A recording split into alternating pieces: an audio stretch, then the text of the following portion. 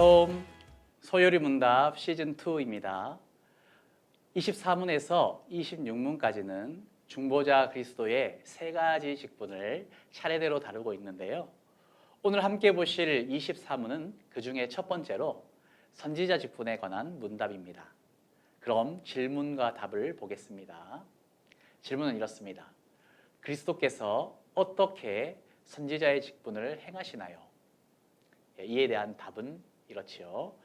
그리스도께서 우리에게 선지자의 직분을 행하시는 것은 우리를 구원하고자 하시는 하나님의 뜻을 그 말씀과 성령으로 말미암아 우리에게 나타내시는 것입니다. 여러분은 선지자라는 직분을 가졌던 구약의 인물 중 가장 먼저 떠오르시는 분이 계신가요?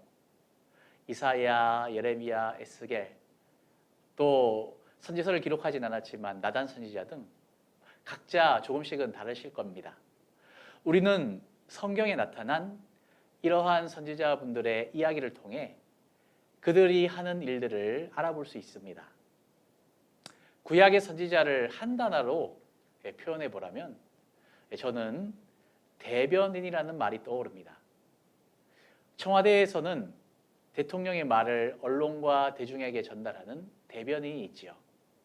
마찬가지로 선지자는 일종의 대변인이라고 생각할 수 있겠습니다. 하나님의 말씀을 대신 전하는 사람이지요. 구약의 선지자들은 그 시대의 죄악상을 고발하고 또 부정한 왕이나 고위계층에게 경고하고 하나님의 말씀을 선포한 일을 했습니다. 그리고 회개하면서 돌이키는 자들에게는 회복과 구원이 있을 것임을 선언하고 위로의 메시지를 주기도 하였죠. 신약 성경에 보면은요, 마지막 선지자로 알려진 세례 요한이 이렇게 말하죠. 회개하라, 천국이 가까이 왔느니라. 이러한 구약의 선지자, 신약의 선지자 모든 가르침이 같은 내용을 담고 있는데 그 핵심이 바로 하나님의 구원 계획입니다.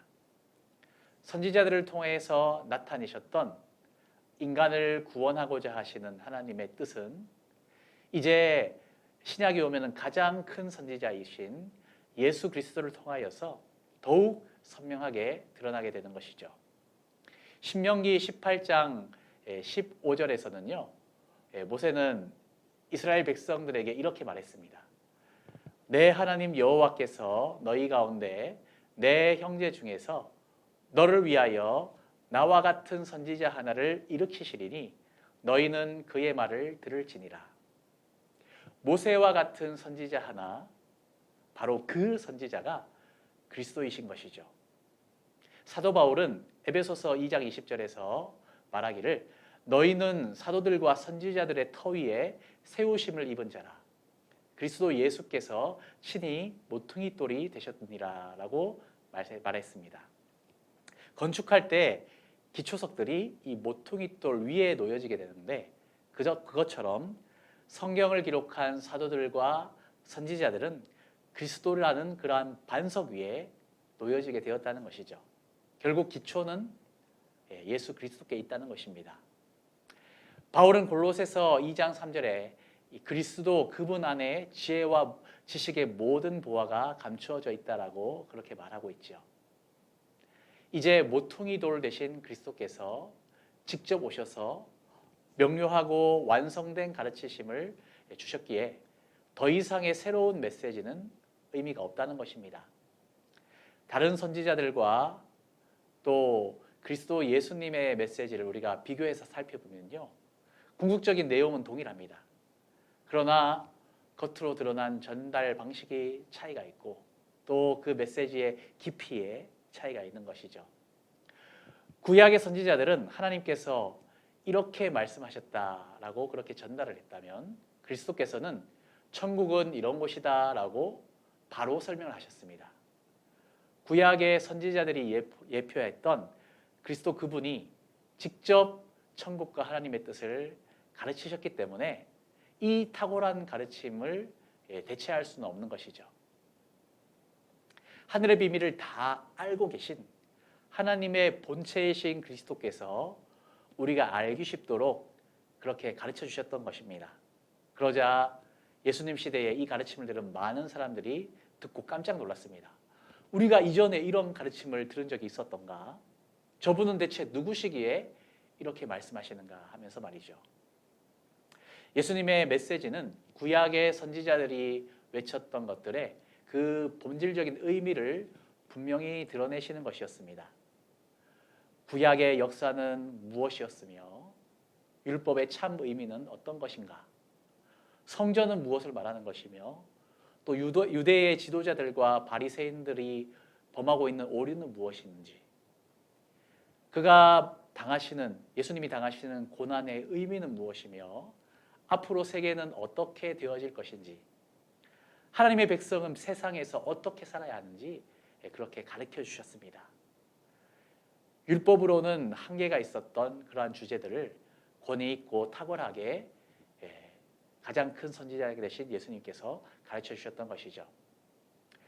그러나 이 말씀의 가르침이 아무리 명료하고 탁월하더라도 이것이 우리에게 드러나기 위해서는요, 성령의 도우심이 반드시 필요합니다. 성령의 조명이 없이는 우리는 들어도 말씀을 깨달을 수가 없기 때문입니다. 선지자들이 전한 메시지 또한 자신들의 능력으로, 선지자들의 능력으로 말한 것이 아니라 그리스도의 영, 성령으로 말미암아 전해졌던 것이죠. 결국 선지자의 직분을 통해 하나님의 뜻이 드러나기 위해서는 그 말씀을 조명하시는 성령의 도우심이 반드시 필요하다는 것입니다.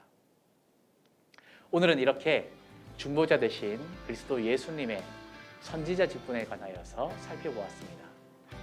배운 내용을 간단히 도표로 그려보면 이렇게 되겠네요.